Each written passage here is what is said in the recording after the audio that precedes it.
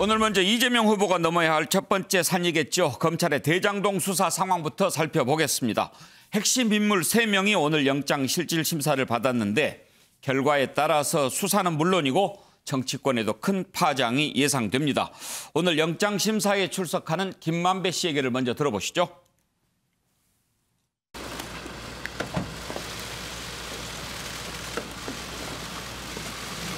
두 번째 구속영장 심사입니다. 심경 어떠십니까? 성실하게 잘 소명하겠습니다. 아직 뇌물 횡령 배임 등 모든 혐의 부인하십니까? 네. 배임 관련해서 이재명 후보 지침 따랐을 뿐이라는 입장 어떻게 생각하시나요? 이제 그분은 최선의 행정을 하신 거고 저희는 그분의 어떤 행정 지침이나 이런 걸 보고 한 거기 때문에 그분은 그분 나름대로 최선을 다하신 거고 행정을 저희는 시가 내놓은 정책에 따라서 공모에 진행한 것이라고 생각합니다. 네.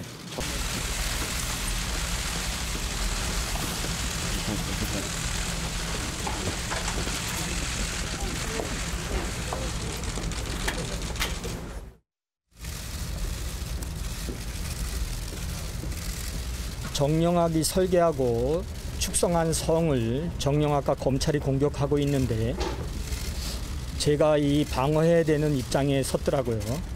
그래서 그런 부분이 굉장히 좀 곤혹스럽고 그래서 새로운 그런 거에 대해서 적극적으로 방어했습니다. 충분히 검찰 측이 새로 제시한 부분에 대해서는 설명했다고 생각합니다. 오늘 법정에서 녹취록은 재생됐나요? 아니 그런 부분은 재생이 안 됐습니다. 오늘 소명은 충분히 했다고 생각하십니까? 네, 충분히 설명했다고 생각합니다. 예, 김한규 변호사. 김만배 씨가 이 영장실질심사 받고 나와서도 저렇게 대답하는데 사실 저런 모습 그전에 보기는 쉽지 않습니다. 대부분의 피의자들이 영장심사하러 갈 때도 성실히 답하겠습니다라고 하고 나와서 답하고 가는 경우가 거의 없어요. 그런데 김만배 씨는 저런 모습을 보이는데 혹시 지난번에 기각이 됐지 않습니까? 예. 이번에도 어떤 좀 자신감 같은 게 있었을까요? 지난번과는 좀 약간 사뭇 다른 측면이 보이는 게요. 이번 조사 때는 그러니까 영장 실질심사 전과 후가 서로 발언이 좀 결이 다르거든요. 예. 사전에 들어갈 때는 충분히 변호인과 의논하고 나온 발언이라고 생각합니다. 예. 특히 지금 이재명 당시 시장을 언급하면서 그 당시 이재명 후보의 행정은 적절했고 자신들은 그걸 따랐다. 즉 이것은 적법한 절차라는 것을 아주 교과서적으로 답변한 거고요. 근데 조사를 받고 나올 때 모습은 약간 격앙된 말투가 보입니다. 네. 왜냐하면 특히 이제 정영학 회계사를 실명을 언급하면 한 것 자체가 이 실질심사 과정에서 아마 검찰이 이 정영학 회계사가 제출한 또는 녹취록 이런 것들을 유력한 증거로 제시했을 거고요. 그거에 대해서 주된 방어를 했을 텐데 그 와중에 김만배 씨 입장에서는 이게 자신의 범죄 혐의에 대한 주된 증거가 정영학 씨에 관련된 증거고 예. 근데 분명히 자기가 봤을 때는 이 사업 자체를 시작할 때부터 정영학 회계사랑 같이 진행을 했는데 영장 청구는 자기만 받는다 이런 생각을 들었거든요. 그래서 상당히 약간은 분위기가 예상 못한 분명히 검찰의 공격도 있었던 것 같고요. 예. 그래서 좀 약간 격앙된 분위기. 나올 때는 이전 실질심사한테 차분하게 원론적인 말만 했는데요.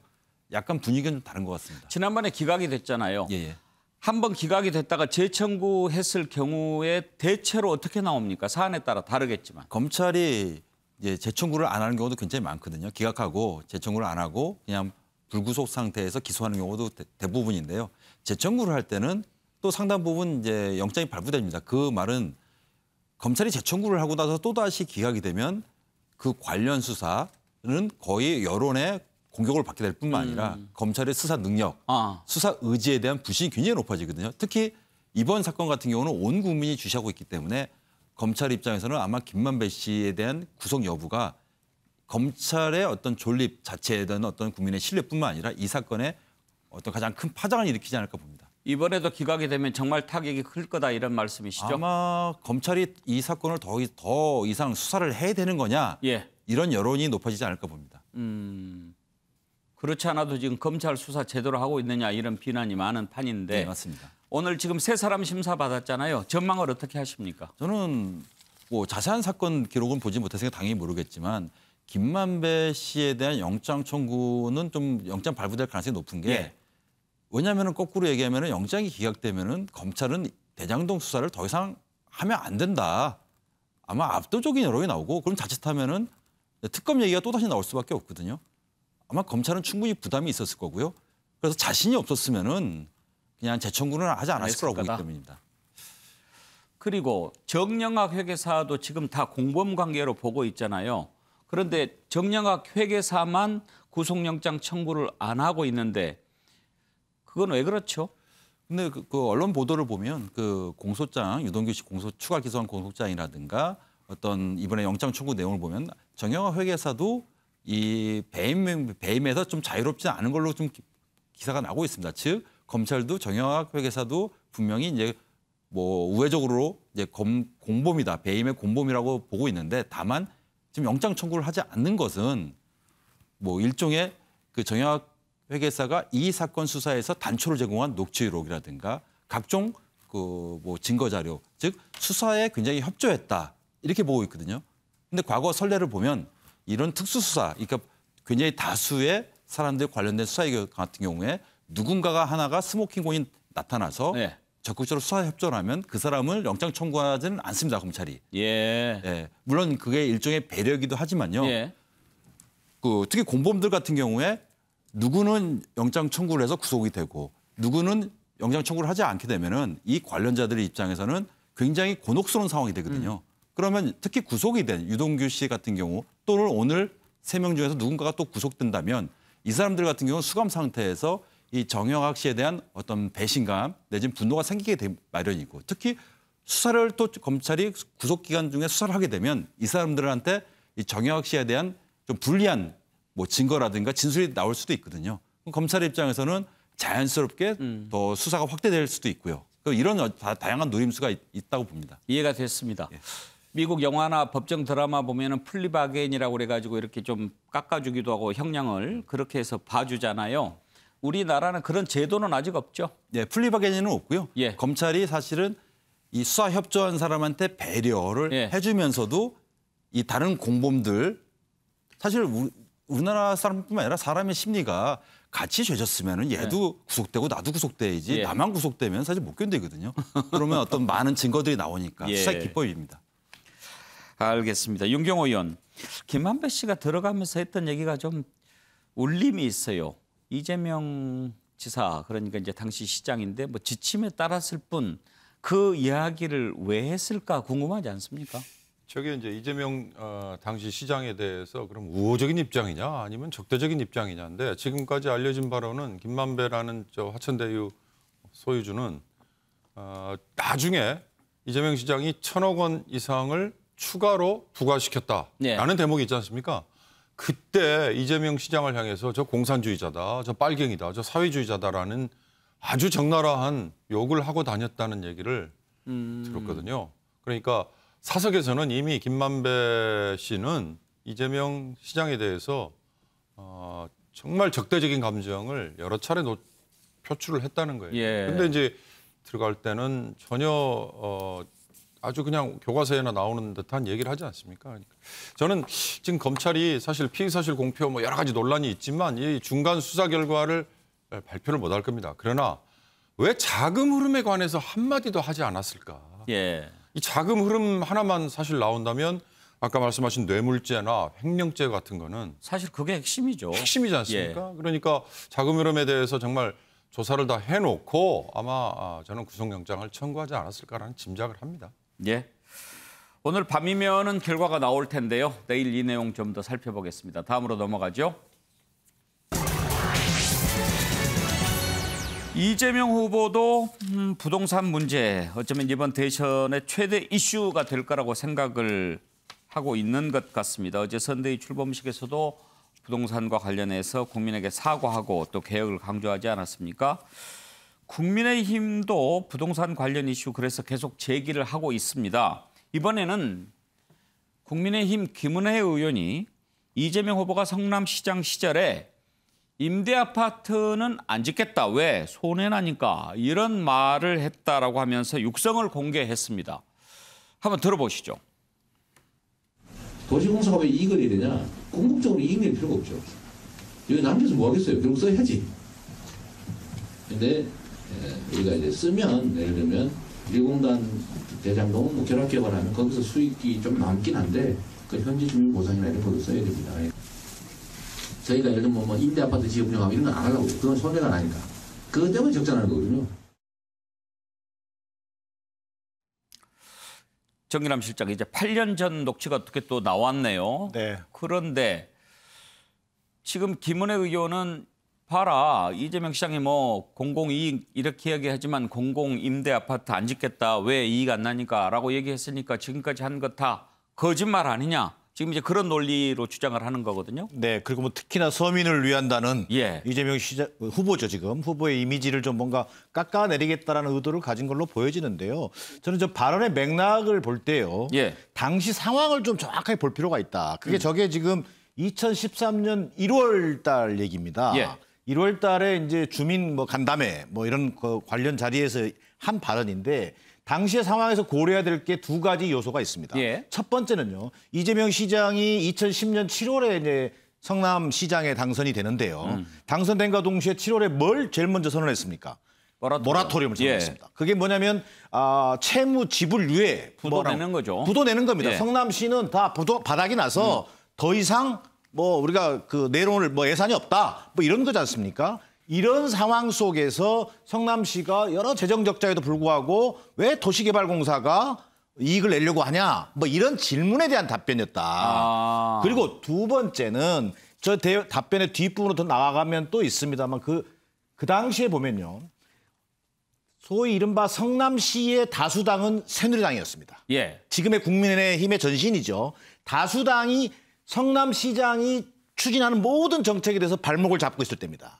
그리고 실제로 공공임대 사업 같은 경우도 빚내서 하지 마라라고 성남의회가 계속 그 부분을 막고 있었단 말이에요. 예. 이런 상황적 논리에서 이재명 시장이 아니 뭐 빚내서 성남도시개발공사 만들 건데 빚을 내면서까지 임대주택 해야 되는지에 대한 회의가 있다. 그리고 성남시 의회 반대가 너무 심각하다. 이 얘기를 한 것이거든요. 그걸 갖다가 공공임대주택에 대한 기본 정책에 대한 이재명 시장의 반대다라고 얘기하는 것은 좀 저는 궤변에 가깝다. 자, 마지막으로 하나만 더 말씀드리면요. 이 문제를 제기한 김은혜 의원은 또 어떤 사람이냐. 최근에요. 지금 분당 성남의 서현동이라는 동네가 있습니다. 예. 서현동 110번지. 이게 지금 공공또 임대주택 들어서는 문제 가지고 분당이 떠들썩했습니다. 예. 그 당시에 김은혜 의원은 또 가서 뭐라고 했냐면요. 공공주택 개발 전면 철회를 주장했어요. 그러면 이 말을 할 김은혜 의원조차도 사실은 저렇게 명분 있게 얘기할 수 있는 사안은 아니다라는 것이 제 판단입니다. 정기남 실장 말씀을 듣고 보니까 또 왜 저런 상황에서 그런 발언을 했을까 이해가 되는 부분도 있습니다. 최수영 컨설턴트. 네. 어떤 말이 더 합리적이고 온당하게 들립니까? 저는 사실 어찌 보면 뭐 김은혜 의원이 저걸 녹취를 공개했다는데 뭐 김은혜 의원 문제는 별도로 치고 저는 사실 어쩌면 저게 이재명 후보의 진심에 가깝지 않느냐는 생각을 합니다. 2013년이죠. 그러면 이제 이제 이제 초선된 지 3년 만인데. 예. 자, 저는 이걸 한번 주목하고 싶어요. 그러니까 서민임대주택이라는 게 이제 사실은 수익의 관점으로 보면 안 되는 거 아닙니까? 자기가 자치단체장이면 이거는 주거안정과 공익의 관점에서 무조건 접근을 해야 되는 거예요. 그렇다면 지금 뭐 정기남 실장께서 충분히 말씀하신 거 이해는 됩니다. 자, 그러니까 그 당시 새누리당이 의회를 장악했고 모라토리움이라는 우리가 그때 초유의 어떤 어려움이 있었다. 자, 그러면 상황의 유불리에 따라서 그러면 정책을 판단합니까?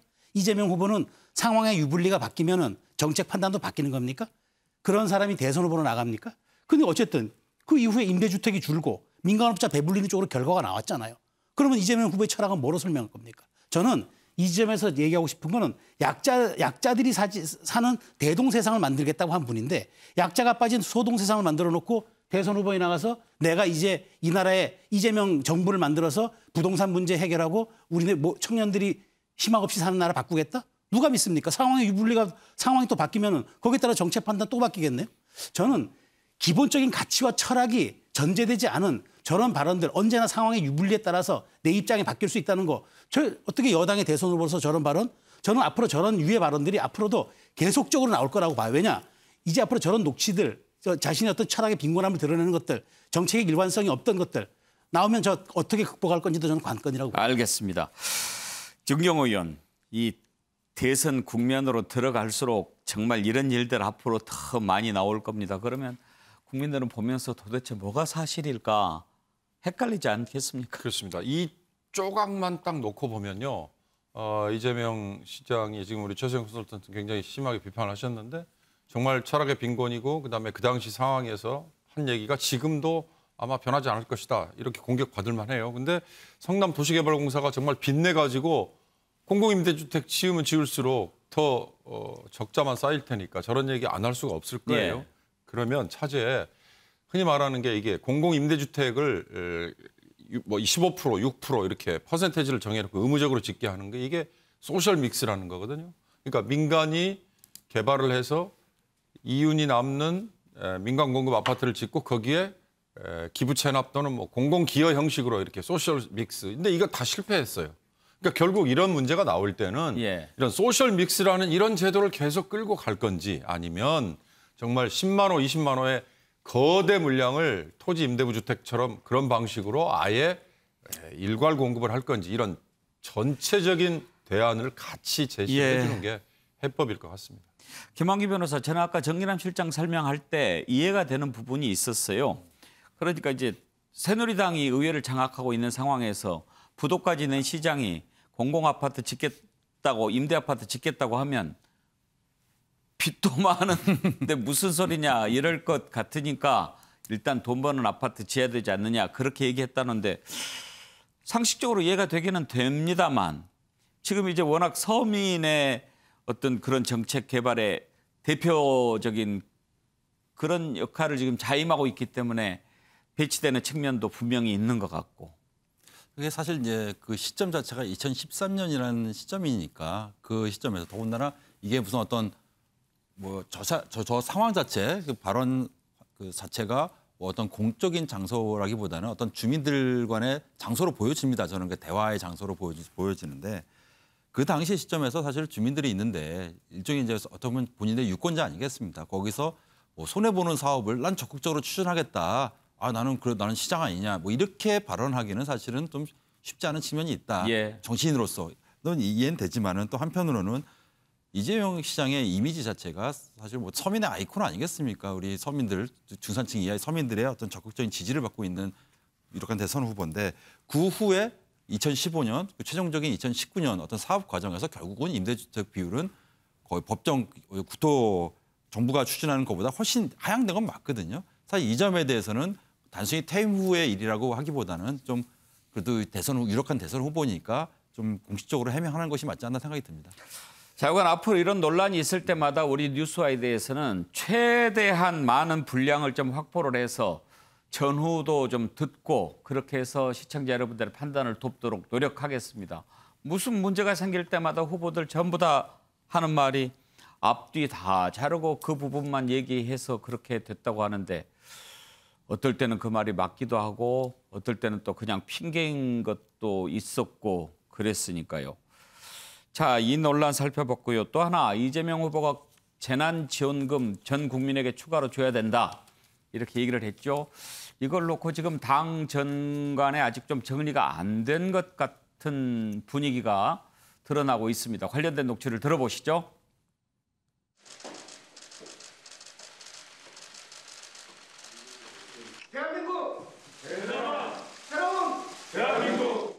지금 당면한 이 코로나19 과정에서 직접적 피해를 입은 우리 소상공인 그리고 간접적으로 광범위한 피해를 입고 있는 우리 국민 여러분들의 민생을 보살핀다는 측면에서 소상공인들에 대한 보상 또 뭐 구체적으로는 한도 최저한의 증액이라든지 또는 제외 대상자들에 대한 새로운 대안이라든지 또 우리 전 국민들의 삶을 보살피고 또 경제도 활성화할 수 있는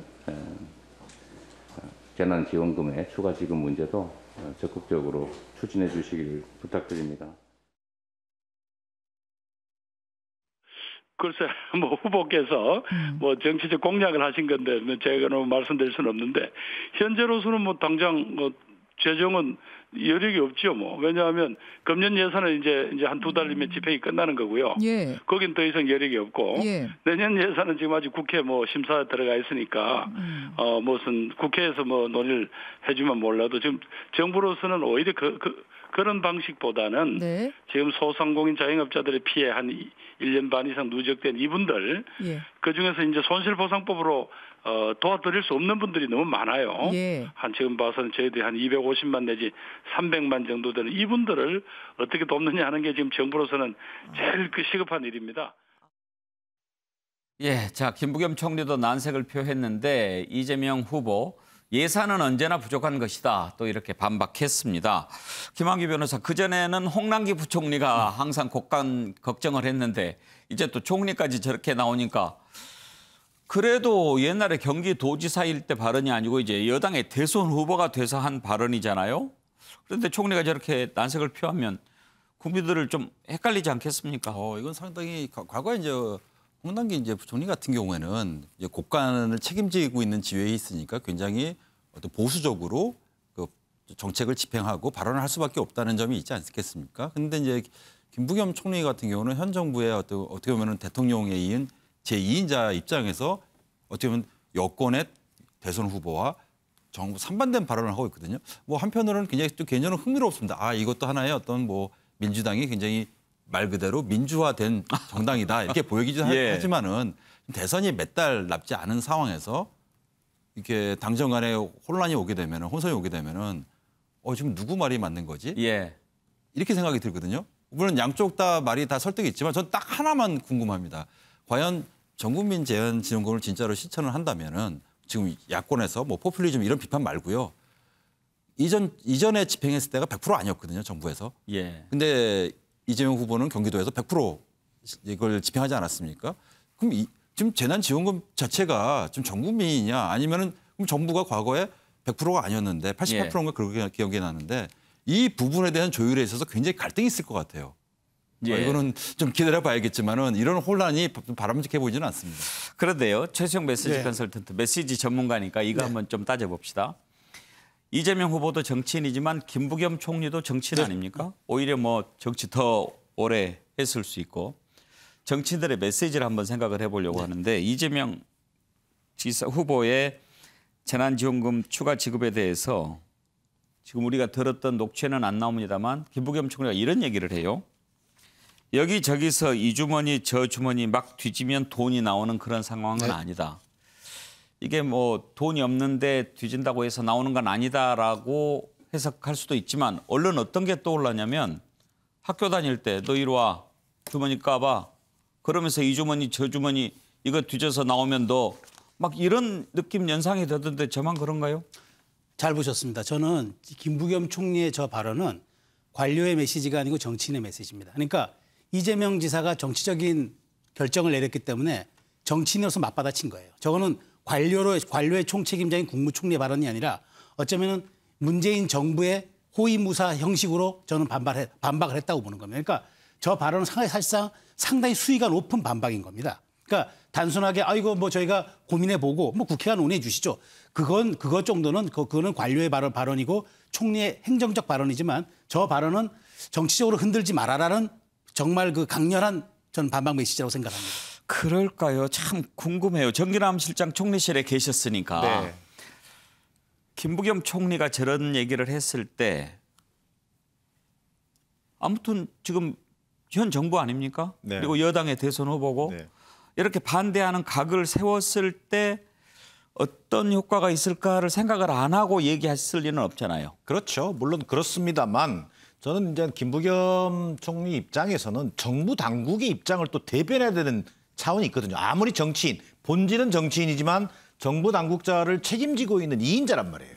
그런 입장에서 정부 당국자들의 애로라든지 재정 당국의 어려움이라든지 이런 것들을 대변하는 입장에서 어느 정도 선을 그어줄 필요는 있었을 것이다. 자, 그러나 정말 제대로 된 당정이라고 한다면 자, 대통령 후보가 된 이재명 후보가 제안하고 자, 국무총리가 일종의 거기에 대해서 화답했단 말이에요. 화답이 약간 부정적인 입장이긴 합니다만 이걸 계기로 해서 건전한 논쟁이 필요하다. 당정 간에 어쨌든 협의를 통해 가지고 우선 당장 당론부터 정하고 또 예산국회가 좀 시작되지 않습니까? 그럼 예산국회에서 재난지원금 규모를 과연 타당성을 가지고 있는 것인지 아니면 지금 흔히 얘기하고 있는 이른바 경제적 타격이 심한 뭐 이를테면 소상공인이라든지 임시 일용직 노동자들 정말 턱없이 부족한 손실 보상이거든요. 이것부터 먼저 하고 우선순위를 그다음에 재난지원금 문제로 넘어갈 것인지 이런 논의를 시작하는 계기로 삼아야 된다. 하나만 덧붙이면요. 저는 이재명 지사의 후보죠.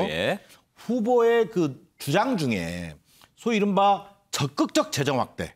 정부가 더 이상 이걸 막 예를 들면 가둔다 할까요? 이러고 있는 게 능사가 아니다. 재정 확대해라. 왜요?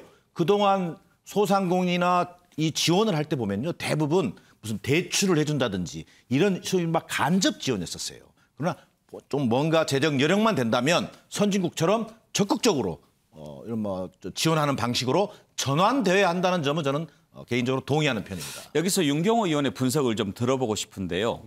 당정 갈등인 것 같습니까? 아니면 뭔가 좀 계산된 여권의 전략일 것 같습니까? 아니 행정부의 수반은 대통령이죠.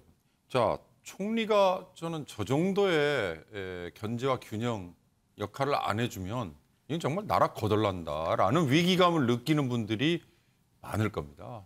이건 전 김부겸 총리가 정치인 출신이고 뭐 이런 걸 떠나서 당연히 해야 될 얘기를 했다고 봅니다. 그리고 이건 뭐냐, 이 일의 우선순위에 대한 뭐 어찌 보면 호소고요. 현실적으로 아까 김부겸 총리 얘기했습니다만 올해 내 예산 집행은 불가능합니다. 예비비를 아무리 쓴다 하고 무슨 항목을 전용한다 해도 그건 불가능하기 때문에 내년 예산에 그러면 이걸 반영을 하는 문제인데 그렇다면 지금 예산 심의 이제 들어가니까요. 그 예산 심의를 하면서 제대로 그러면 해달라. 그리고 조달은 어떻게 할 거냐. 정말 국채 발행해서 할 거냐. 자, 예산을 늘리고요. 뭐 복지 지출을 확대하고 재난지원금 뭐 주는 거. 정말 쉽게 얘기하면 성장만 확 시키면 다 해결되는 거거든요. 그러니까 성장을 확 시키는 방법 중에 민간이 동력을 얻도록 촉진을 하는 방법도 있지만 지금은 재정에서 역할을 더해서 성장을 더 확충을 시키고 그다음에 흔히 말하는 빚을 갚는 시기를 더 줄여나가면 된다. 이건데 이거는 아주 희망사항이죠. 그러니까 이런 논쟁을 사실은 해달라는 건데 지금 그걸 국회에서 해야 될 수밖에 없을 것 같습니다. 최수영 컨설턴트. 그러니까 저는 사실 왜 제가 이걸 주목하냐면은 총리가 공식 석상에서 저 발언해도 됩니다. 그런데 굳이 라디오 인터뷰를 자청을 했어요. 저기 아침에 라디오 인터뷰 나간 거 저거는 총리의 정무적 판단이 들어간 겁니다. 제가 인터뷰 응하겠다. 제안 들어왔겠죠. 할 말 준비해서 나가서 한 겁니다. 전 이제 그걸 유념해서 보는 거고 지난번 로마에서 홍남기 부총리 뭐라 했습니까? 기자들 질문하니까 뭐 대통령 순방 중이고 여긴 로마인데 내가 홍남기 부총리 말을 못해요. 김부겸 총리가 선을 그은 겁니다. 말씀하신 것처럼 604조의 예산 올라가 있죠. 할 수 있는 방법은 국채 발행 아니면은 추경밖에 없습니다. 국채 발행 대통령에게도 얼마 전에 시정 예산 연설에서 재정의 건전성, 지속 가능성 고려해야 된다고 부탁했어요. 그러면 이제 추경 발행인데 추경 2달밖에 하면 불가능합니다. 총리가 선을 그은 거죠. 다시 말하자면은 이번 예산안이 대통령 이름으로 올라갔습니다. 그래서 시정 연설한 거 아닙니까? 흔들지 마라. 당신 당정 조율해서 앞으로 얘기를 해달라. 후보지만 아마 여기에 대해서 저는 상당히 이건 당정 간에 좀 민감한 하나의 어떤 그 이슈 분기점으로 자리 잡을 그런 공산이 좀 크다고 봅니다. 메시지 전문가로서 메시지 전달하는 형태를 보고 또 분석을 하신 건데 그런데 이제 정기남 실장 이번에는 이제 이렇게 봤습니다. 만약에 이 다음에 또 한 번 이재명 후보가 무언가 이슈를 던지고 정책 이슈를 제기했는데 김부겸 총리가 또 브레이크를 건다면 그때는 이거 뭐지 생각할 필요가 있겠죠? 그렇죠. 근데 앞으로 그 김부겸 총리가 그런 입장을 취할 일이 사안이 별로 없을 겁니다. 근데 중요한 것은 이재명 후보가 경기도지사, 소위 말해 자치단체장 신분이 아니거든요. 집권 여당의 대통령 후보가 됐단 말이에요. 그렇다면은 소위 정제되지 않은 문제제기라든지 이런 것들을 좀 통해 가지고 자칫 당정 간의 갈등을 유발하는 것 아니냐.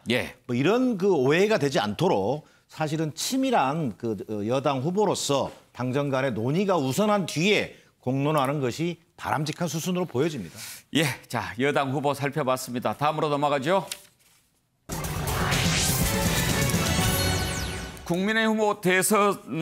국민의힘 대선 후보 선출이 사흘 앞으로 이제 다가왔습니다. 그런데 윤석열 후보 또 이번에 호남 비하 논란에 휩싸였습니다. 이번에는 윤석열 후보가 한 말 때문에 생긴 것은 아닌데 윤석열 후보 지지자 쪽에서 나온 얘기라서 윤 후보를 좀 곤혹스럽게 만들고 있습니다. 서민 교수라고 기생충 교수인데 이분의 말을 일일이 소개할 가치가 있는가 하는 것은 사실 저도 의문입니다. 그런데 워낙 민감한 시점에 나온 얘기고 또 다른 후보들이 거세게 반발하고 있는 상황이어서 이번에 한번 짚어보겠습니다. 이런 그 썸네일이라고 합니다. 유튜브 저 영상을 좀 소개하는 거기에 윤석열을 위해 홍어준표 씹다 이렇게 올린 겁니다. 홍준표를 생각나게 하기도 하면서 홍어라는 표현이 등장을 하는 거죠. 홍어. 일베 쪽에서 흔히 쓰는 표현인데 호남 비하하는 그런 발언들로 많이 씁니다. 나중에 서민 교수도 인정했습니다. 나 알고 있다. 사과했고 또 영상도 지금 삭제를 했습니다. 그런데요, 이 서민 교수 최근에 너무 많이 왔다 갔다 합니다. 얼마 전에는 윤석열 후보가 무슨 발언하니까 나 실망해서 이제 윤석열 지지 안 할래 했다가 나중에 해명을 듣고 내가 잘못 판단한 것 같아 다시 지지해 이랬거든요. 왜 그런지도 모르겠어요. 자, 김소연 변호사 것은 좀 이따 보기로 하고 이 부분 관련해서 홍준표 후보 측의 얘기를 먼저 들어보시죠. 홍어준표 논란이 지금까지 계속 이어지고 있는데요. 남 그런 사람이 교수라고 하니까 내가 낯이 뜨겁다. 응? 교수의 기본 자질이 안 되는 사람 아닙니까? 어떻게 그런 사람이 학생들을 가르친다고 강단에 설 수 있습니까? 내가 어제 그거 뉴스를 보고 낯이 뜨거워서 참 어떻게 저런 사람이 교수라는 타이틀을 가지고 학생들 앞에 서느냐. 정기남 실장이 설명을 한번 해 주시죠. 어떻게 된 사연입니까, 저게? 그러니까 이제 이게 저는 그 인터넷 요즘에 특히 유튜브라든가 이런 것들을 통해서 많은 영역에 있는 사람들이 소위 이른바 정치적 발언도 하게 되고 또 본인의 지지 의사를 표현하게 되는 건데 저는 그 본인이 아마 윤석열 후보 지지자로 이제 본인이 이렇게 자기 신분을 얘기했지 않습니까? 예. 그러면서 뭔가 마지막 지금 경선이 윤석열, 홍준표 간에 치열하게 진행되고 있었잖아요. 이 속에서 본인이 아마 역할을 좀 해야겠다 이런 판단을 했던 것 같아요. 그래서 했던 그 발언인데 저는 뭐 본인이 스스로 얘기했습니다만 기생충 학자잖아요. 특히 또 저는 이 홍준표 후보를 뭐 옹호할 생각은 추호도 없습니다만 정치에서 가장 해서는 안 되는 마지막 금도가 지역주의 발언 아니겠습니까? 지역을 비하하는 발언이잖아요. 저는 그런 의미에서 오히려 그 윤석열 후보를 지지하겠다고 나선 서민 교수의 저 이른바 X준표 논란은 오히려 윤석열 후보에게 굉장히 곤혹스러운 상황을 만들어준 것 아니겠는가 뭐 이런 판단입니다. 윤경우 의원 지금도 저분이 교수하고 있나요? 예, 이번에 사립대학의 교수고요. 예. 저분이 의사만요. 그러니까 의대를 나온 기생충 학자. 의사는 아니고. 예, 그러니까 예. 의사는 아니고 그러니까 예. 기생충 전문. 예. 그러나 이제 의학을 전공한 분이에요.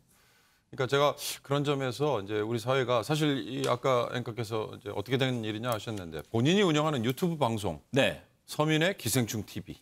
이제 거기에 정치 뉴스를 올린 거죠. 이제 뭐 쉽게 말하면 지금 우리 정기남 실장이 설명한 것처럼 윤석열을 난 지지한다라는 얘기를 하면서 거기에 아마 미리 보기 코너가 있는데 그 미리 보기 코너에 윤석열을 위해 지금 논란이 되고 있는 홍어준표 씹다 이런 이제 아마 문구를 앞에다가 내 걸었다는 거죠. 예. 이제 본인이 뭐 이제부터 나는 유튜브 방송도 안 하겠다. 그다음에 이제 물러나겠다. 뭐 내려앉겠다라고 했지만 사실 물은 엎질러져 버린 거죠. 자, 의사라면 이 의사라는 분이 이 사회 현상, 특히 정치 여러 가지 현안에 대해서 의사 표시하는 거 저는 뭐 얼마든지 할 수 있다고 봅니다. 그러나 예. 이분이 이제 과거에 뭐 여러 단계를 거쳐왔죠. 처음에는 뭐 문재인 대통령 지지도 했다가 그다음에 나중에 조국 사태 났을 때는 조국 그 자체에 대한 비판도 굉장히 했다가 점점 지금 현 정부 쪽 그다음에 진보 진영 쪽에 등을 돌리고 뭐 조국 백서, 흑서 뭐 이런 작업 참여하고. 예. 그러나 본업이 어찌됐든 기생충 전문 학자라면 그 범위 내에서 그러니까 조금은 과유불급이 돼버린 그런 결국은 현상입니다. 현상이다 저는 그렇게 봅니다. 최수영 컨설턴트 뭐 기생충 교수가 됐든 어쨌든 누구든지 정치적인 뭐 견해 표명할 수 있고 정치적인 성향 나타낼 수 있죠. 그리고 서민 교수가 쓴 책을 저도 읽어봤는데 왜 정치에 관심을 갖게 됐는가 하는 부분도 있더라고요. 그런데 이제 요즘에는 성향이 좀 달라진 것 같은데 그래도 저분도 나름 지성인 아니겠습니까? 그렇죠. 그런데 매우 부적절한 거죠. 그러니까 사실 그 저분이 글을 굉장히 잘 써요. 글을 해학적이고 감칠맛 나게 써가지고 이 지식인 사회에서는 아주 그 냉소적 글쓰기로 아주 그 정평이 나 있는 분인데 저는 저겁니다. 그러니까 의욕광이 부른 그 큰 실수라고 좀 보여지는데 본인도 고향이 호남입니다. 자기 사실 어찌 보면은 고향에 대해서 잘못하면 큰 오해를 불러일으킬 저는 발언을 한 거거든요. 저는 사실 저게 윤석열 캠프에 이제 많은 사람들이 사실 몰려들고 하는 그런 과정들 속에서 저는 그래요. 뭔가 지금 경선 막바지에 존재감을 드러내야 되겠다는 그런 의욕 과잉이 부른 사실은 참사에 가깝다 보여지고요. 그러니까 저렇게 너무 그 매머드급으로 캠프가 비대해지면은 통제할 수 없는 영역이 생겨나고 그 통제할 수 없는 영역은 후보의 그 영역이 아니기 때문에 자기의 의도와는 무관하게 저런 엄청난 일들이 이제 대중 속으로 이제 파고드는 거죠. 지금 2, 3일밖에 남지 않은 저기 국힘 경선에서 지금 윤석열 후보 측에 후보는 지금 실수하지 않기 위해서 재래시장 다니면서 계속적인 말을 아끼고 있는데 저렇게 밖에서 저렇게 파장 큰 사건들이 자꾸 벌어지고 나면 저기 민감한 대중정서를 건드릴 수 있어서 저건 대단히 위험한 저는 신호라고 봅니다. 김한규 변호사 본인이 사과하기는 했습니다. 그러면서 사죄의 뜻으로 블로그, 페이북, 유튜브 중단한다 당분간 그렇게 얘기를 했는데 이분이 요즘에 보면 뭘 잘못했다고 사과도 자주 하고 이렇게 좀 뭐라고 그럴까요? 변덕이라고 그래야 될까요? 좀 감정의 기복이 심한 것 같아요. 원래 이분이 사실 기생충 전문가로 굉장히 좀 나름 저명하셨고요. 저도 개인적으로 이분 책도 되게 흥미롭게 읽었고 사실은 조국 그 사태 이전만 해도 이 정도까지 이제 격한 그 단어라든가 용어를 쓰지 않으셨는데 이번 그 사실은 뭐 여기서 차마 말씀드릴 수 없을 정도의 용어죠. 예, 홍어라는 말은 사실은 그 거의 뭐 이 호남 그 지역민들에 대한 굉장히 비하적인 용어로 사실 거의 금기어로 지금 저도 알고 있고요. 사용돼서 안 될 용어를 그 홍준표 후보를 그 비난하는 용어로 사용된 건데 이건 변명의 여지가 없습니다. 그래서 이분이 그 굉장히 서민 교수가 신속하게 사과한 것은 그나마 다행이고 당분간 그 뭐 SNS 활동도 접겠다 하고 있는데 이 약속은 서민 교수에 대해서 과거를 기억하는 많은 독자라든가 지식인층들에게 위해서라도 좀 대선 구면까지 좀 약속을 지키셨으면 좋겠습니다. 저희가 기억하는 영상이 하나 있습니다. 지난 6월인가요? 서민 교수가 윤석열 후보와 이렇게 통화를 한 것을 그것도 개인 유튜브였던가요? 뭐 거기에서 공개를 하면서 나 전화 받았지롱 뭐 이렇게 하는 걸 본 적이 있는데 그걸 한번 볼 수 있을까요? 비장의 무기가 제가 그때 윤석열 총장 지지를 철회한다고 제가 페이스북에 썼어요. 그 뒤에 한 20-30분 지난 뒤에 놀라운 일이 벌어져요, 여러분. 진짜? 전화가 한 통이 온 거야. 야, 누구한테 온 줄 알아? 여보세요? 우리 서 교수님, 저 윤석열입니다. 아니 이거 서 교수님부터 먼저 뵈야 되는데. 이거 농담인데. 여러분 어때요? 제가 다시 지지합니다, 저는. 윤경윤, 저 때도 지지 안 한다고 했다가 다시 지지했군요. 지금 이제 다시 지지 안 하겠다라고 했다가 지지하는 게 이제 두 번째네요. 글쎄요. 그러니까 뭐 일관성 뭐 이런 걸 떠나서 저분이 기본적으로 본인이 정치를 원하는 건가 아니면 흔히 말하는 그냥 연예인들처럼 그 셀럽이라고 그러잖아요. 대중들의 관심을 끄는 걸 즐기는 건가. 근데 또 기본적으로 학자란 말이죠. 그러니까 제가 아까 기생충 학자가 이런 정치 현안에 대해서 언급하는 거에 대해서 비판을 했습니다만 오해하시면 절대 안 됩니다. 얼마든지 개인의 의사 표시할 수 있습니다. 그러나 이게 정치적인 어떤 편향성을 보여주거나 아니면 그게 굉장히 영향력을 미칠 수 있다는 점을 좀 감안을 해야 되는데 저렇게 본인이 마치 전화 받은 거를 그게 내가 다시 지지하게 되는 이유다라고 얘기를 한다면 그건 좀 절제를 좀 잃은 게 아닌가라는 생각이 듭니다. 예, 너무 오래 다뤄졌는지 모르겠습니다. 아무튼 이 문제로 윤석열 후보가 상당히 곤혹스러웠겠죠. 윤석열 후보 뭐라고 얘기했는지 들어보시죠. 일부 후보님 지지층에서 홍어준표 등 이 상대 후보에 대해 다소 과한 모습이 나오고 있는데 홍어준표. 그렇게 좀 서민 교수 얘기. 홍어가 전남 비하 발언인데 서민 교수라는 분이 홍준표 쪽을 이제 홍어준표라고 비하를 했어요. 그게 무슨 뜻이에요? 홍어준표라는 게. 홍어 고기 물고기 전라도 비하 발언이잖아요. 썸네일이 붙여놨다. 네, 글쎄 뭐 유튜브에 어떤 특정 지역이나 또 이런 어떤 대상을 좀 존중하지 않는 그런 발언은 어느 누구도 바람직하지 않다고 생각합니다. 네. 정계남 실장 윤석열 후보 반응을 보면 그런 일이 있었던 것도 잘 몰랐던 것 같아요. 글쎄, 그렇게 이제 대개 후보들의 경우는 기자들 앞에 설 때는 기자들이 뭘 물어볼 거다라고 하는 걸 되게 공보실장들이 귀뜸을 해주는데 그게 안 되는지는 모르겠지만 그만큼 당혹스럽겠죠. 아무리 자기를 위한 지지자라고 하지만 지역주의 발언으로 비화될 수 있는 그 어떻게 보면 돌출 발언에 대해서 본인 입장이 아마 감당하기 힘들었기 때문에 굉장히 조심스럽게 임하는 태도가 보여집니다. 예. 글쎄요. 너무 캠프에 사람이 많아서 이런저런 일이 생기고 윤석열 후보도 모르는 사이에 또 곤란한 일이 생기고 그럴 수도 있겠지요.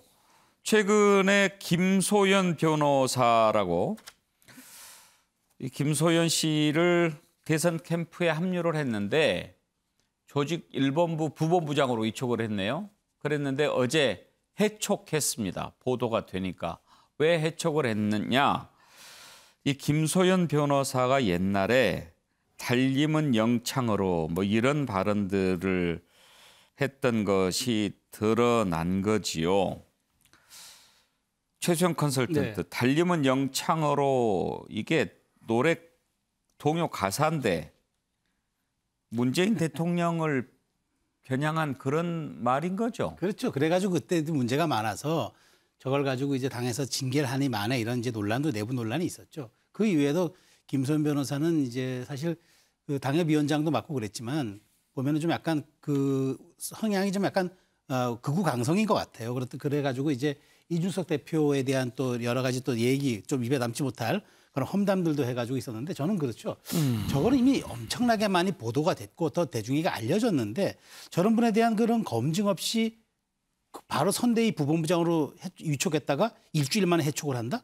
이런 것들이 어떻게 비춰질까? 그러니까 이건 전혀 검증도 하지 않고 무조건 새만 불리면 다 된다? 몸집만 크면 다 이길 수 있다? 이런 좀 단순한 그런 등식에 의해서 지금 이런 어떤 대선 경선을 치르는 것 같아서 좀 대단히 좀 안타까운 생각이 들고 사공이 너무 많으면 어떻습니까? 배가 산으로 가잖아요. 그러니까 그런 점들을 조금 좀 내부에 있는 분들이 좀 통제를 해야 될 것 같은데 저는 캠프 내용 들어보니까 캠프는 거대한데 일할 사람은 거의 없다는 얘기도 또 그런 얘기도 들려요. 그렇다면 이건 뭔가 용인술의 문제가 있고 캠프가 갖고 있는 고유의 속성들 그 몽골 기병식으로 하면 캠프가 가벼워야지 잘 뛰지 저렇게 무겁게 세과시만 한다고 잘 될 일인가 저는 좀 안타까운 생각이 들고 이제는 더 막바지이긴 합니다만은 그러다 보니까 김종인 위원장이 무슨 때들이 많다. 본선 가면은 정말 캠프 정비해야 될 것이다. 이런 얘기들, 자꾸 조소어린 얘기들도 듣는 거 아니겠습니까? 아무튼 이런저런 이유로 해촉된 사람이 5번째인가 됩니다. 좀 많지요. 자, 그런가 하면 지금 불법 선거운동 논란에도 휩싸였는데요. 녹취가 공개됐습니다. 들어보시죠. 네, 어머니. 어디라고요? 국민의힘당이에요. 예. 11월 1일이나 2일 중에 특별히 문자를 발송이 됩니다. 그때 윤석열 후보를 꼭 좀 선택해 주십사 전화 드렸거든요. 잠깐만요. 네네. 국민의힘에서 단체적으로 지금 윤석열 후보 지지하라고 하는 거예요? 뭐 단체적으로 윤석열 후보만 그러는 게 아니고요. 또 요게 다 이제 분야가 있어요. 국민의힘 성북지부예요? 아니면 국민의힘 본당 뭐라고 그러죠? 아니에요. 선생님 성북지구예요. 성북지구예요? 11월 1일이나 2일 중에 문자가 이제 요거 빼놓지 않고 그 투표에 좀 이렇게 응해 주십사. 윤석열 씨 찍으라고? 뭐 찍으라고 아니라 그렇게 말씀하셨잖아요. 좀 우리 이쪽으로 이제 당이 이쪽으로 이제 바뀌어야 되는 건 사실이잖아요. 우리 당에서는. 그러니까 될 수 있는 한 그냥 이렇게 인사처 전화 올리는 겁니다. 지금 윤석열 씨 찍으라고 하셔서 제가 지금 녹음해놨어요. 이거 고발하겠습니다. 선거운동을 하고 있는 거잖아요. 윤석열 캠프다, 홍준표 선거운동하는 사람이다 이렇게 얘기를 해야 되는데 공당을 사칭을 한 거죠. 네, 그래서 이거는 이제 유권자 그러니까 당원을 기망한 것이거든요. 김한규 변호사, 지금 저 녹취를 들어보면 거의 느낌이 딱 걸린 느낌이에요. 아마 파출소에 전화해서 나 경찰서장인데 거짓말을 하려다가 걸린 것 같은데 만약에 윤석열 후보 지지를 호소하기 위해서 전화를 했는데 국민의힘이다라고 해서 지지를 호소하면 선거법 같은데 혹시 저촉이 됩니까? 예, 이거는 사실은 왜냐하면은 아주 쉽게 말씀드리면은 상대방을 속이는 거 아니겠습니까? 예. 예, 속이는 것 자체는 선거법에 저촉될 우려도 있고요. 저는 마지막에 대사가 되게 그 녹취 내용을 보면은 고발을 하겠습니다라고 하시지 않았습니까? 예. 그 녹취하신 분이 아마 그 말을 듣고 이 전화 오신 분이 어떤 반응을 나타냈을까? 그 다음 반응이 없어서 되게 궁금한데 아마 깜짝 놀라지 않았을까? 사실 이런 선거운동은 사실 더 있어서는 안 되는 거거든요. 그냥 당당하게 그 윤석열 캠프에서 전화 드립니다. 윤석열 후보를 지지합니다. 지지해 주십시오. 이건 문제될 게 없는데 마치 성북지부건 뭐든 간에 국민의힘 자체 내에서 내지는 당 내부에서 그 지지자들한테 윤석열 후보를 찍으라고 전화를 한 것처럼 모양새가 되니까 아마 이게 윤 캠프의 캠프 원인 것인지 아니면 그냥 개인적으로 혼자 그런 건지 모르겠지만 이런 것이 반복되면은 사실 안 그래도 박빙인데 그 결과가 어떻게 나올지 모르겠지만 이렇게 나왔을 때 계속 당내 잡음이 생길 수밖에 없거든요. 자, 지금 이제 들어보면 윤석열 후보 측에서 지지를 유도하기 위해서 국민의힘이라고 속이고 얘기하는 것처럼 그렇게 들립니다. 그렇지만 윤석열 후보 쪽에서는 이 부분도 지금 뭔가 문제가 좀 있다 이렇게 보는 것 같은데 권성동 의원 얘기를 들어보시죠. 불법이라고 몰아세우는데 단적으로 말해서 우리 당의 당원 당규는 국회의원이나 당협위원장들이 이 소위 말해서 대선 후보 선거운동을 할 수 있게끔 돼 있고요. 그거는 또 이준석 대표도 이미 공원을 통해서 공언을 한 그런 상황이거든요. 그런데 마치 그것이 불법인 것처럼 그렇게 왜곡해서 호도하는 모습을 보면서 저는 당원 당규도 읽어보지 않았냐, 나 그런 생각이 들었고요. 그래서 아무런 문제가 없는 겁니다. 그 거짓말 해도 너무 많이 하는구나 하는 것을 느꼈습니다. 의원 누구 말이 맞는 것 같습니까? 저는 당원 당규 잘 모르겠고요. 그다음에 이게 불법인지 아닌지 여부도 잘 모르겠습니다. 그러나 아마 제가 오기 전에 아까 당원 투표율 체크해보니까 61.4%까지인가? 잘하면 70% 갈 수도. 그런데 이제 이런 시도가 지난번 이준석, 나경원 했었던 그때 1차 시도가 됐죠. 그러니까 지금 디지털 시대에 모바일을 활용한 당원 투표 그리고 그 투표를 할 수 있는 자격이 책임당원, 권리당원, 표현이 여러 가지입니다. 그러니까 몇 개월 이상 당비를 낸 사람 이런 식으로 이제 다르다고 하는데 아무리 그렇다고 하더라도 자기 당의 당원이고 그다음에 책임당원이나 권리당원쯤 되면 이렇게 동료를 안 해도 저는 자발적으로 투표율이 한 70%, 80%, 90% 나올 줄 알았어요. 그런데 61% 넘었다고 해서 굉장한 일이라고 얘기를 하는 거 보니까 우리 정치판이 이렇구나. 과거에는 얼마나 허수가 많았는지 그리고 지금은 또 앞으로 어떻게 바뀌어 나갈 것 같은지 이런 게 조금 보여서요. 이런 논란 뭐 이런 걸 거치면서 물론 뭐 불법인지 아닌지 여부는 예. 우리 김한기 변호사께서 오히려 더 설명을 해주실 것 같은데 큰 변화가 앞으로 다가올 수 있겠다라는 생각이 들었습니다. 그런데 정기남 실장 듣다 보면 약간 유치해요. 책임 당원한테 전하는데 그 사람이 누구 지지하는지 모르잖아요. 모르죠. 그런데 저렇게 이야기를 한다는 것도 어떻게 보면 너무 어수룩해요. 뭐 어수룩하기도 합니다만 저 경우는 정말 제대로 걸려든 케이스죠. 예. 오히려 여기 홍준표 후보 측에서 얘기하는 것처럼 저게 뭐 국민의힘 성북지구다라고 하면서 거기만 했겠습니까? 이게 전 당원을 상대로 이런 작업이 벌어졌을 가능성도 있거든요. 그리고 저는 좀 이해하기 힘든 게요. 권성동 의원이 뭐 이거 사안을 호도하고 있다. 예. 오히려 저는 권성동 의원이 사안을 호도하고 있다고 보여집니다. 왜 이것은 이게 예를 들어서 전화를 통한 당원들에게 지지 호소를 하는 것은 누구나 할 수 있습니다. 그런 의미에서는 선거법 위반이 아니죠. 그러나 저것은 명백하게 당원을 소위 기망해서 한 일종의 행위잖아요. 예. 그렇기 때문에 저것은 선거법 이전에 논란이 될 가능성이 굉장히 크다는 점에서 예. 윤석열 측에서는 상당히 좀 당혹스러워하는 것 같은 느낌이에요. 예, 아무튼 뭐 딱 걸린 것 같은데 이런저런 논란 속에 뜨거운 경선전이 지금 계속되고 있습니다. 지금 당원 투표 하고 있는데 60%를 벌써 넘어섰습니다. 70%를 넘으면 이준석 대표 탄수화물을 끊겠다고 했는데 이 내용 한번 살펴볼까요?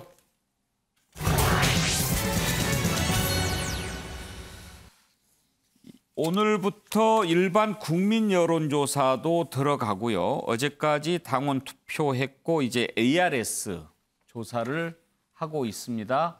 내일까지 하는데 내일까지 이제 당원 조사가 끝나는데 오늘 오후 5시 기준으로 61.46%가 나왔습니다. 70% 육박할 수도 있을 텐데 일단 이렇게 투표율이 높으니까 후보들이 저마다 아전인수격으로 나한테 잘된 일이야 이렇게 얘기를 하네요. 홍준표 후보 그리고 윤석열 후보 캠프의 권성동 위원장 얘기를 들어보시죠. 주문에 의한 투표를 할 수 없는 상태로 지금 투표율이 올라갔습니다. 그 조직은 적극적으로 관여하지 않았다. 못했다. 그래서 결국은 바람이 이기는 그런 당내 경선이 될 것으로 저는 봅니다. 노무현 대통령 묘소를 방문했을 때 경남 가는 길에 2002년 노무현 후보처럼이라는 그런 방명록을 남긴 일이 있습니다. 아마 경선 결과가 그렇게 될 것으로 나는 봅니다. 각종 여론조사에서 나오는 홍준표 후보의 그런 지지율을 하시는 분들의 한 3분의 1 가량은 대체적으로 뭐 민주당을 지지하거나 아니면은 뭐 대장동 게이트 특검을 반대하는 분들이기 때문에 예. 그분들은 사실상 본선에 가면은 우리를 찍을 것인가에 대해서 저는 굉장한 의문을 갖고 있고요. 그래서 꼬준표란 말이 나오지 않습니까? 홍준표가 아니고 예. 꼬졌다.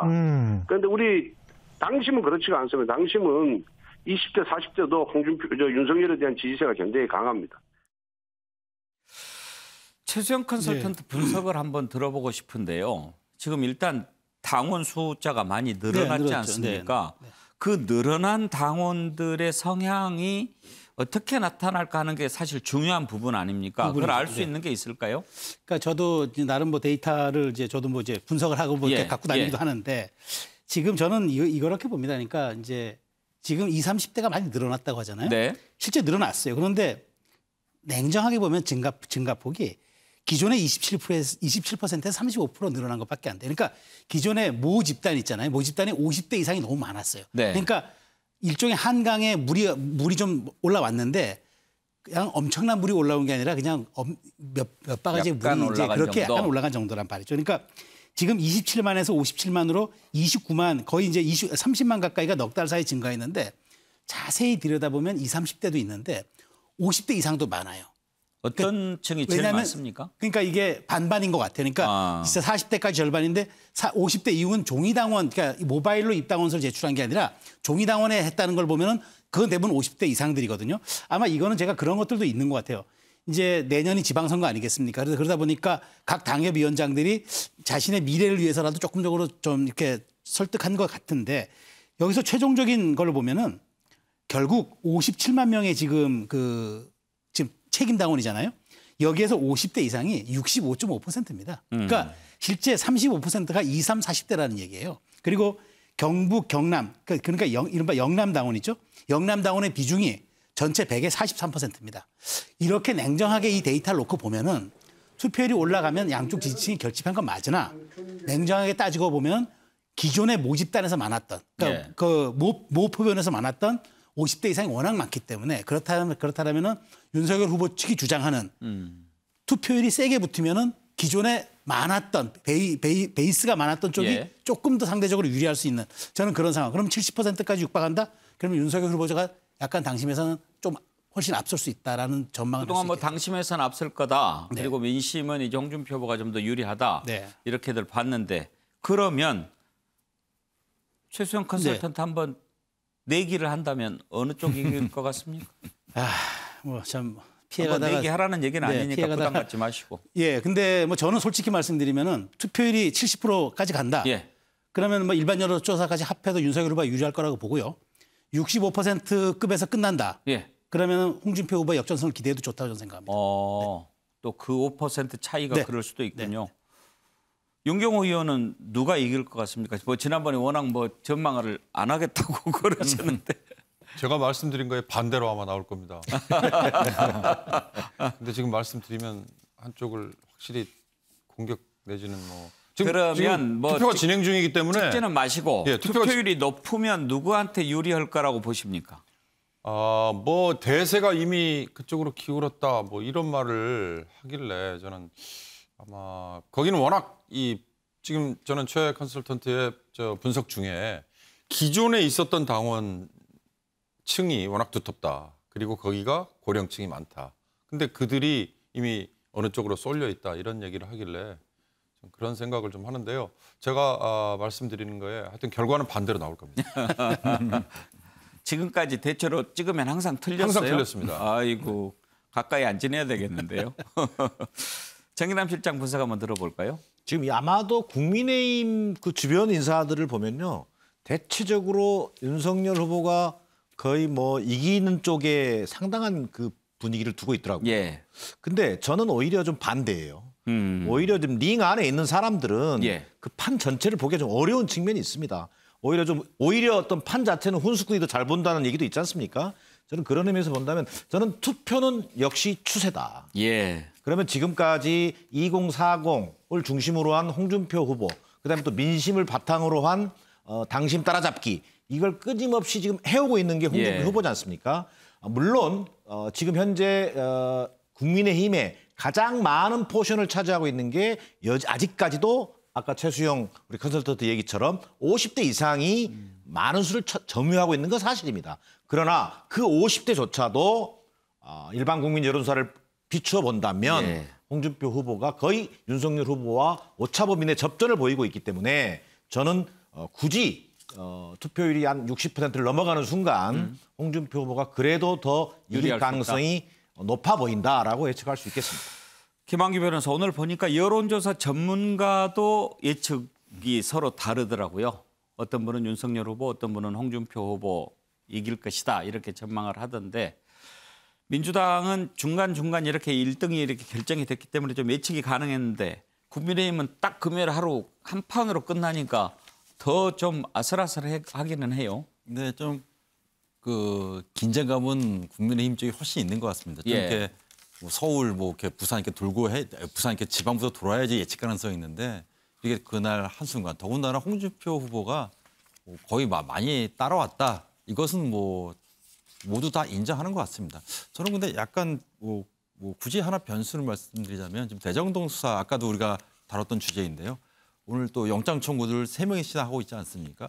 근데 이제 영장이 이제 기각이 될 때마다 사실 여권에 불리해요. 사실 기각이 되면 사실 발부가 돼서 구속이 돼서 좀 검찰이 적극적으로 진상 규명하는 모습을 보여야지 예. 국민 여론이 좀 잠잠해지는데 지난번에도 김만배 씨 기각됐을 때 여론이 굉장히 안 좋았거든요. 봐주는 거야 네. 뭐. 그래서 저는 내일까지 이제 여론조사가 있는데 과연 오늘 또 3명이나 영장 청구했는데 과반수 이상 아니면 전부 다 또 기각되고 이렇게 되면은 여론이 저는 이 검찰 수사 전직 검찰총장일 뿐만 아니라 이 어떻게 보면 현 정권에 맞서서 검찰 수사를 진행해왔던 그래요. 윤석열 후보에게 약간이나마 좀 반영이 되지 않을까 예. 이런 예상을 할 수 있을 것 같아요. 아주 신선한 분석입니다. 그래서 이 검찰 수사 결과가 수사는 물론이고 정치권에도 큰 파장을 미칠 것이다. 예, 이렇게 지금 보는 거죠. 자, 변수가 또 하나 있죠. 안철수 대표의 대선 출마인데 이 내용 살펴보겠습니다. 국민의힘 이준석 대표 심기가 좀 불편하겠지요. 뭐 내가 진작에 알아봤다 이런 얘기하고 또 뭐 지지세 확장하기 힘들 거야 이렇게 얘기도 하고 그러면서 만약에 앞으로 안철수 후보하고 단일화를 하려고 거간꾼 짓을 하면 이런 표현을 썼습니다. 그런데요, 지금 일부에서 그런 얘기합니다.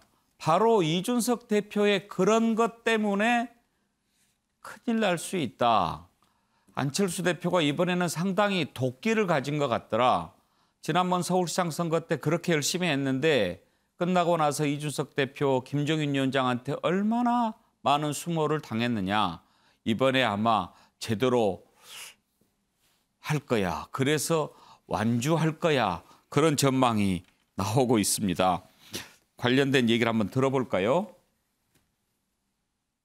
이준석 대표가요. 뭐 이미 6개월 전에 그 안 대표님 특유 합법으로 대선 출마 선언한 셈이다. 아마 아직도 예. 정치 평론가 때 그 버릇을 버릇이 못하고 있는 것 같긴 합니다만 신경 쓰지 않습니다. 국민의힘이 만약에 예. 정권 교체 진정으로 열망하고 진정성이 있다고 한다면 네. 국민의 후보가 양보한다면 뭐 확실히 압도적인 정권 교체가 가능한 것이죠.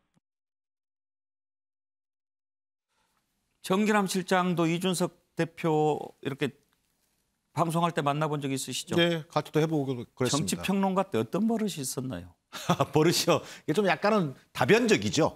그리고 또 젊다 보니까 비유들도 잘 들고 하는데 아마 그런 데서 안철수 후보에 대해서 약간 좀 그 비판적 입장이 일관되게 유지하고 있었거든요. 그런 부분에 대한 좀 불편함을 안철수 후보가 표출한 것 아닌가 이런 예. 느낌입니다.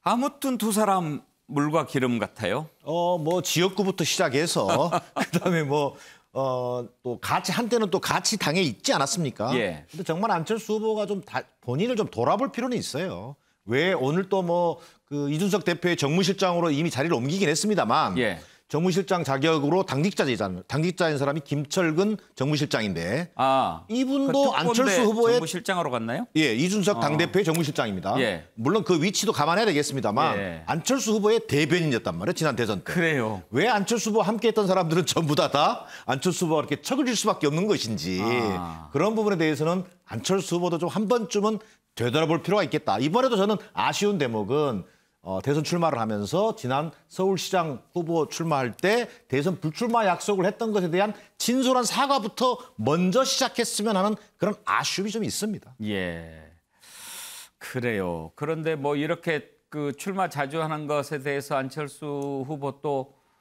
김대중 대통령은 4번 출마했다 이렇게까지 얘기를 하던데 최수영 컨설턴트 가장 궁금한 것은 안철수 후보가 과연 이번에 완주할 거냐 하는 것 아니겠습니까? 출마 선언할 때부터 기자들 질문이 단일화였는데 어떻게 전망하십니까? 제가 어저께 안철수 대표 그 국민 압박 면접 때 면접관을 했습니다. 그 면접관으로 제가 어제 하셨던데요? 그 면접관으로 제가 해서 그 질문이 가장 궁금할 것 같아서 제가 딱 들었습니다. 그러면 그 대표께 후보께서 이번에 출마하시는데 자 그러면 그 최대의 가치가 정권 교체인가 아니면 대선 완주인가라고 물었더니 정권 교체이면서 제가 후보가 될 겁니다라고 답을 했습니다. 예. 그러니까 저는 그래서 제가 말미에 그랬습니다. 상당히 결기가 느껴진다. 그래서 저는 그런 걸 잊지 않고 정말 그 후보가 마지막까지 주머니 안을 뚫고 나오는 그런 낭중지추의 송곳이 되기 바란다고 제가 덕담을 마무리했는데 제 기존의 안철수 대표와는 다른 어떤 그런 느낌을 제가 어제 압박 면접 1시간 반을 저도 아주 센 질문만을 많이 물었는데 저도 그런 질문 하나 던졌습니다. 놈 얘기하는데 혹시 우리 국민들 질긴 분 한 분 나온 거로 생각하지 않겠느냐. 그러니까 좋은 사람이라 좋은 뭐 사람이라고 생각해달라고 맞받았는데 예. 상당히 준비를 많이 하고 나왔다는 느낌도 저는 어제 받았습니다. 혹시 그러면 어제 면접하면서 그 이준석 대표 또 김종인 위원장에 대한 어떤 섭섭함 그리고 모멸감 그런 것은 좀 못 느꼈습니까? 느꼈죠. 제가 마지막 질문을 그걸 했었습니다. 진실 게임 한번 하자. 예. 자, 이준석 대표는 안 대표께서 그러니까 협상을 깼다고 얘기하고 그 안 대표께서는 속가 운운하는 그 굉장히 자극적인 발언을 했다고 생각하는 서로 양자 간의 주장이 충돌하는데 진실은 뭐냐 물었더니 정말 자신은 판을 깰 생각이 없었고 협상을 다 수용할 생각이 있었다. 그건 정말 진실이다. 그러면서 이번 그 합당에 대해서 국민의힘이 어쨌든 자기에게 상당한 모멸감을 주었다라는 점을 분명히 어저께 밝혔고 그것도 사실 기사가 많이 됐습니다. 그렇군요. 윤경호 의원 만약에 그렇다고 한다면 뭐 설마 뭐 복수하려고 출마했겠습니까만 끝까지 완주했을 때 국민의힘 영향 받지 않겠습니까? 받지만 아주 미미할 것 같습니다. 왜냐하면 안철수라는 정치인에 대한 국민, 유권자, 일반인들의 이 기대 가치가 지금은 너무 많이 떨어져 있죠.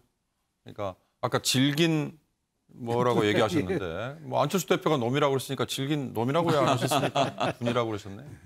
어찌됐든 이 매번 기회만 될 때마다 지금 출마하는 꼴로 지금 그렇게 됐잖아요. 아까 정기현 실장이 사과라는 표현을 했는데 저도 그 대목이 가장 궁금하더라고요.